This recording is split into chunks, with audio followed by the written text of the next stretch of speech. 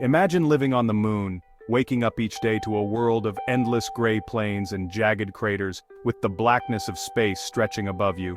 Picture yourself stepping outside your habitat, your boots pressing into the powdery lunar dust, as you gaze at a landscape untouched for billions of years. And when you look up, instead of a blue sky, you see Earth itself, a glowing blue marble, suspended in the darkness, a constant reminder of home and how far humanity has come. For decades, this vision was just a dream, a fantasy fueled by science fiction and the brief visits of Apollo astronauts. The idea of people actually living and thriving on the moon seemed impossible, until now. The biggest challenge? Survival. Astronauts need water to drink, oxygen to breathe, and fuel for energy and return trips. Getting all these essentials to the moon has always been a massive obstacle. Hauling every drop of water, every breath of air, and every ounce of fuel from Earth is not only expensive, but nearly impossible for long-term missions. The cost and complexity are staggering. But what if we could make what we need right on the moon? What if the moon itself could provide the resources for us to survive and even thrive? Now, scientists have made a breakthrough. They've figured out how to turn lunar soil, called regolith, into water, oxygen, and even rocket fuel. This isn't just a theory, it's a real, working process. This is real science, not fiction. By harnessing the moon's own materials, we could finally unlock a permanent human presence on the lunar surface, building bases that can support life for months or even years. China's space program has led the way, developing a clever process that uses lunar soil and sunlight to create vital resources. Their innovation could change the future of space exploration for everyone. Future explorers could truly live off the land, using local resources to grow food, make air, and produce water. This means longer missions, bigger crews, and the chance to build real communities on the moon. The very dust beneath their boots, once seen as a nuisance, could become the key to survival, transformed into the air they breathe and the water they drink. This changes everything. We're not just visiting the moon anymore. We're preparing to stay, to build, and to thrive in a new world. It's about planting the seeds for a new branch of human civilization, reaching beyond Earth and taking our first real steps toward becoming a multi-planetary species. The dream of a moon colony just got real, and the next giant leap for humanity may be closer than we ever imagined. To make this discovery, scientists needed real moon soil. Enter China's Chang'e 5 mission. In 2020, it landed on a volcanic plain, collected samples from the surface and 2 meters deep, and brought them back to Earth. This was the first fresh lunar sample return in over 40 years. The lander's drill and robotic arm gathered about 1.7 kilograms of lunar material. After a dramatic return, the samples landed safely in Inner Mongolia. Scientists rushed to analyze these precious rocks which held secrets about the moon's history and resources. The team behind the water and oxygen breakthrough got their share and began studying its chemistry. They found the soil was rich in oxygen, iron, and titanium compounds, exactly what they needed. Without these samples, the breakthrough would have remained just a theory. The Chang'e 5 mission was the critical first step. Now, the real work could begin. Lunar regolith isn't just dust. It's a complex mix of fine soil, rock fragments, and glassy particles, shaped by billions of years of space weathering. The Chang'e 5 samples came from a younger volcanic region, offering a new chemical story. Scientists discovered the soil is rich in iron and titanium compounds that lock away oxygen. The challenge? How to unlock that oxygen. Lunar soil's unique chemistry makes it a natural catalyst, speeding up reactions without being used up. This means future lunar bases wouldn't need to import catalysts from Earth. The soil itself could drive the reactions needed for survival. It's not just a building material, it's a chemical factory waiting to be activated. This realization was a game changer. The moon's surface could provide more than shelter, it could provide life support. That's a critical piece of the puzzle. So how do you turn moon dirt into water and fuel? The answer is a fascinating process called photothermal catalysis, a cutting-edge technique that could change the way we live and work on the moon. Sunlight and heat trigger a series of chemical reactions with lunar soil acting as the catalyst. This means the moon's own surface materials help drive the transformation, using nothing but the power of the sun. Imagine a robotic machine on the moon designed to scoop up the dusty gray soil, also known as regolith, right from the surface. The machine then uses mirrors or lenses to focus sunlight, heating the soil to extremely high temperatures and kick-starting the chemical reaction. The iron and titanium compounds found in the lunar soil are especially good at absorbing sunlight, making them perfect for this process. These metals convert solar energy into the power needed to break apart tough molecular bonds, releasing useful elements trapped in the soil. Next, hydrogen is added. This can be collected from the solar wind, which constantly bombards the moon and leaves tiny amounts of hydrogen in the soil. Carbon dioxide, meanwhile, is gathered from the breath of astronauts living and working in lunar habitats, ensuring nothing goes to waste. The heated soil helps hydrogen combine with oxygen atoms locked inside the minerals, creating precious water, vital for drinking, growing food, and making more fuel. At the same time, carbon dioxide is converted into methane, a powerful and efficient rocket fuel that can be stored for future missions or used to power lunar vehicles. This entire system forms a closed loop. Astronauts exhale carbon dioxide, which is then captured and recycled, minimizing waste and maximizing resources. The carbon dioxide is transformed into water and methane, both of which are essential for survival and exploration on the moon. Water can be split by electrolysis into hydrogen and oxygen.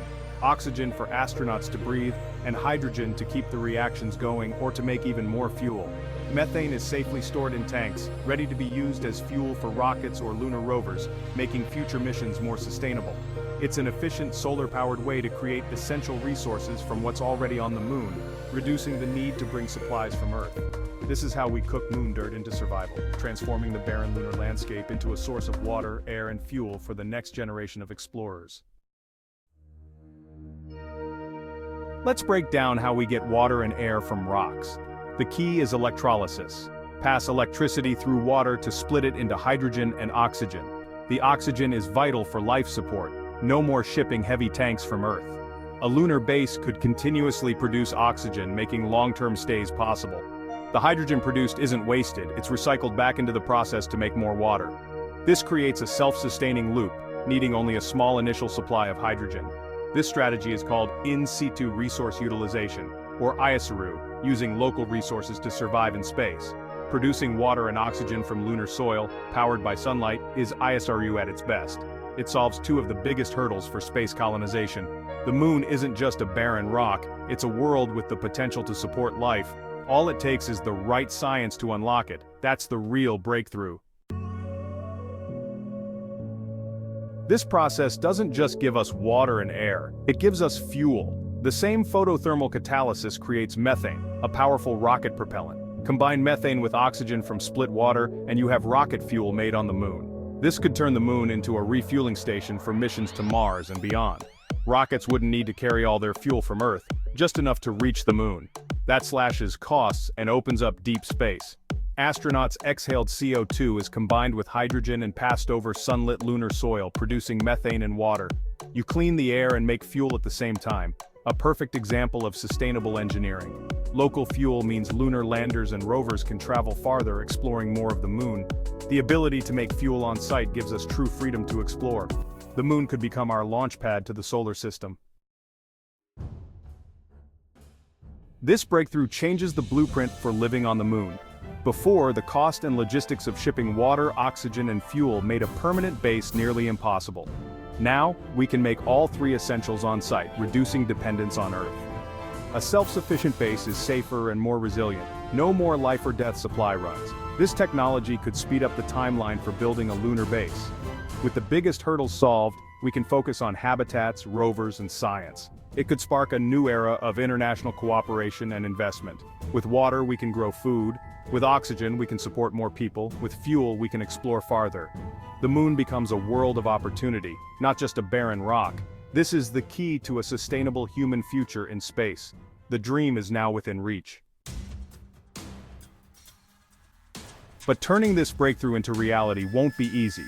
The moon's environment is harsh. Extreme temperatures, long nights, and constant radiation. Equipment must survive wild temperature swings and abrasive lunar dust. The photothermal process needs sunlight, but the lunar night lasts 2 weeks. We'll need advanced energy storage or to build near the poles, where sunlight is constant. Scaling up means processing tons of regolith, requiring tough, autonomous machines. We need to test how lunar soil behaves as a catalyst over time. Will it wear out or clog machinery? Only real-world tests on the moon will answer these questions. More robotic missions are needed before we can rely on these systems for human life. The path from lab to lunar base is long, but now we know what to solve. These are the engineering challenges of our new frontier. Despite the challenges that lie ahead, the future of humanity is brighter than ever before. Our dreams of reaching beyond our home planet are no longer just science fiction, they are becoming reality, step by step, mission by mission. This latest discovery marks a true turning point in our journey, transforming us from mere visitors in space to genuine inhabitants of new worlds.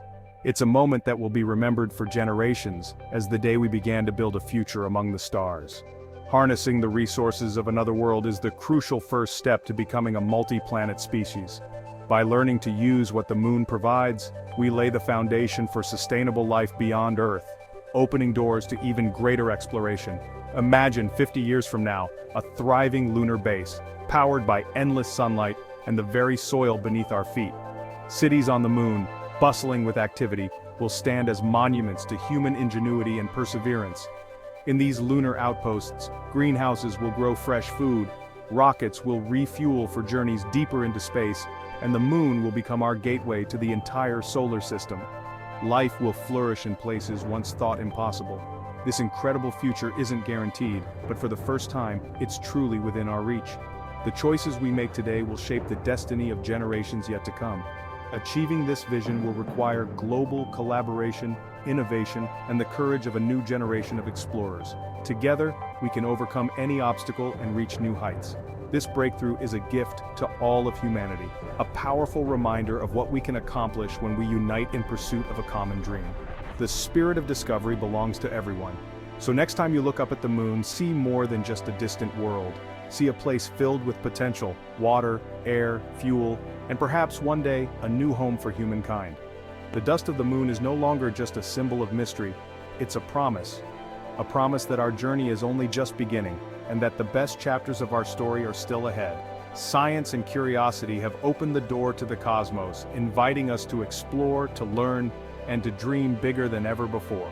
The next chapter of human history starts here on the moon, as we take our first steps toward a future among the stars.